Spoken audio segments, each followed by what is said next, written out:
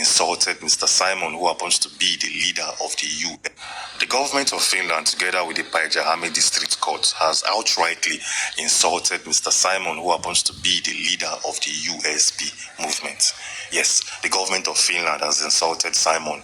So the question here is, how did the court of law situated in Finland and the government of Finland throw shades at Mr. Simon, a man held in Kylmäkoski Correctional Center? Well, a couple of days back, we made a briefing and we made a video stating categorically that the court of law in Finland has granted Mr. Simon a tentative bail, meaning that the court of law in Finland has granted Simon bail, a possible bail that will take effect this week. But as we speak, things has changed.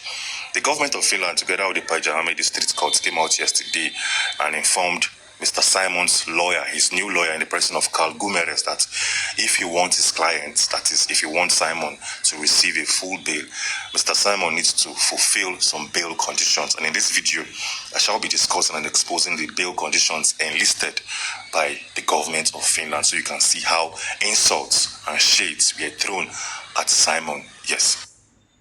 So let's kick off this video starting with the very first bail condition that Simon must meet before he can gain or receive a tentative bail. Yes, and some of the conditions enlisted by the government of Finland are highly insultive in nature.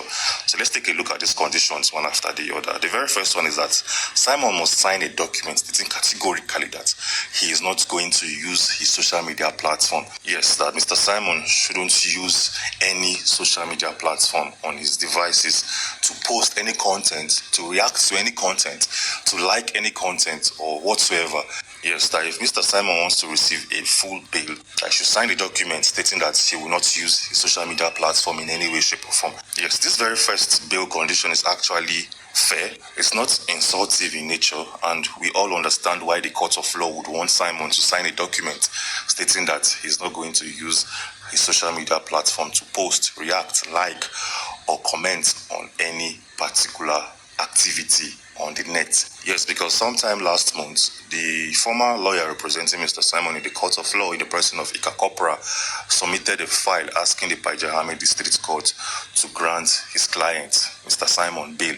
But the court came out and made a statement that if they grant Mr. Simon bail, he might somehow, some way, twat or ridicule the ongoing investigation by reaching out to other suspects or posting something on his social media platform. So we understand this very first requirement. But the second one, it's something that is highly insultive in nature. Yes. What is the second requirement or the second demand made by the Finnish authorities? We'll take a look at this.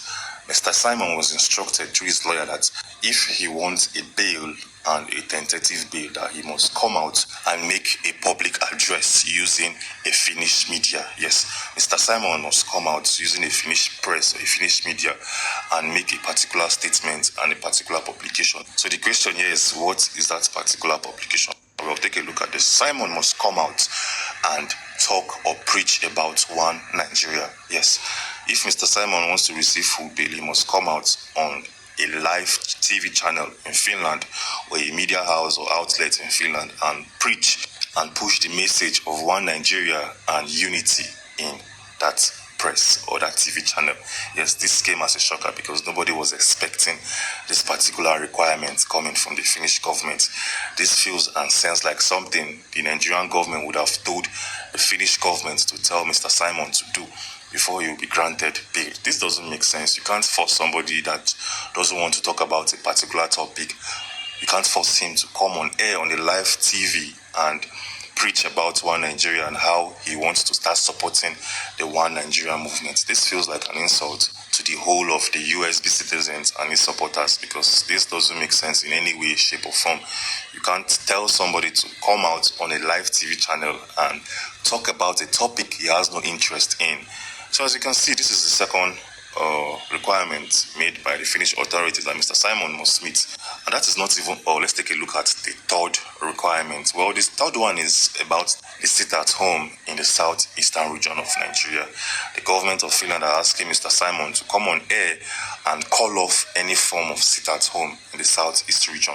Yes, Mr. Simon, still using a media outlet in Finland, will come on air and publicly call off all forms of sit-at-home in any way, shape, or form in all ramifications in the southeastern region of Nigeria. This happens to be a very serious one, but I think this is not actually too serious when you look at it from a different point of view. This is something Simon can do. He can actually call off the sit at home in the southeastern region of Nigeria, because that particular sit at home and that particular civil disobedience has affected the economy of the southeastern region of Nigeria immensely, and we need to call off this particular sit at home. And this is something Simon can do. Yes, it's something he can do, unlike coming out on air and saying that he wants one Nigeria, he wants unity.